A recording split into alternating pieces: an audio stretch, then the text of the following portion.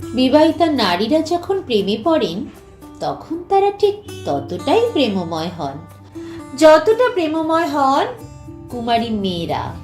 প্রেম তো বিবাহ বা কুমারিত্ব বোঝে না, সে দেখে শুধু মনের আয়না, শোনে হৃদয়ের রাগ রাগিনী। বিবাহিতা নারীরাও সমাজের চোখ রাঙানি এড়িয়ে করে যায় প্রেম, একটি অমর লতার মতো। কারণ প্রেমের বীজ কেউ বোনে না, তা নিজেই হঠাৎ হৃদয়ের ভেজা মাটিতে অঙ্কুরিত হয়। প্রেমে পড়ে তারা হয়ে ওঠে আবার সেই 17-18 বছরের সেই তরুণী। উচ্ছ্বাসে ভরে ওঠে মন। প্রেমিককে এক ঝলক দেখার জন্য দেহের বাসনাকে ছাপিয়ে তাদের প্রেম খুঁজে পায় আত্মার সুখ। প্রেমিককে একটি আলিঙ্গনে তারা ডুবে যায় এক অপার্থিব আনন্দে। তারা ভুলে যায় নিজেদের সকল দুঃখ। প্রেমিকের চোখে গভীরে ডুব দিয়ে তার প্রতিটি শব্দ, প্রতিটি হাসি তাদের কোলে তোলে এক মীরার মতো। মনের তারে বেজে ওঠে এক সুর যা ভাসিয়ে নিয়ে যায় তাদের। প্রেমিকের একটি ডাকেই 17টি বসন্ত যেন তাদের হৃদয় জুড়ে ছড়িয়ে পড়ে। তারা ফুটে ওঠে পলাশ ফুলের মতো, আবিরের লাল রঙের মতো। তাদের আনন্দে খেলা করে বসন্তের হলুদ সর্ষে ফুলের মতো।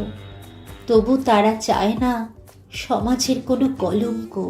তারা চায় না কেউ তাদের কুলোটা বলে। তারা চায় না তাদের প্রেমকে অপমান করুক।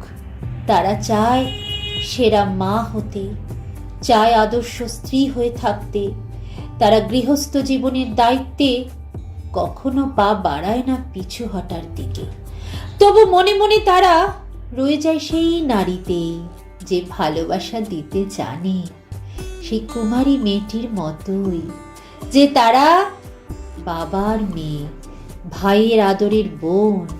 তারা চায় প্রেমিকের প্রত্যেক ব্যথা লুকিয়ে রাখতে নিজেদের আঁচলে। প্রার্থনার প্রতিটি মুহূর্তে চায় তার সুখের আশীর্বাদ। কিন্তু কুমারীদের মতো তাদের প্রেমের স্বপ্নের কোনো পূর্ণ ঠিকানা থাকে না। তারা জীবন চালায় এক অদ্ভুত ভারসাম্যে, এক চাকার গৃহস্থ জীবন, এক চাকার প্রেম। নীরব রাতে নিঃসঙ্গতার ছায়ায় তারা স্বামীর পিঠে দেখে প্রেমিকের মুখ। তারা চায় প্রেমিকের সান্নিধ্যে জীবনের প্রতিটি কঠিন দায় খুঁজে পেতে শান্তির এক টুকরো ছায়া।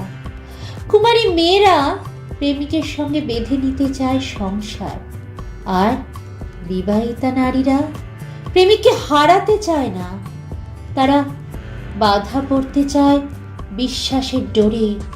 গ্লানির আগুনে প্রেম উৎসর্গ না করে তারা নিঃস্বার্থভাবে ভালোবাসতে থাকে বিশ্বের সকল প্রেমিকাদের মতোই।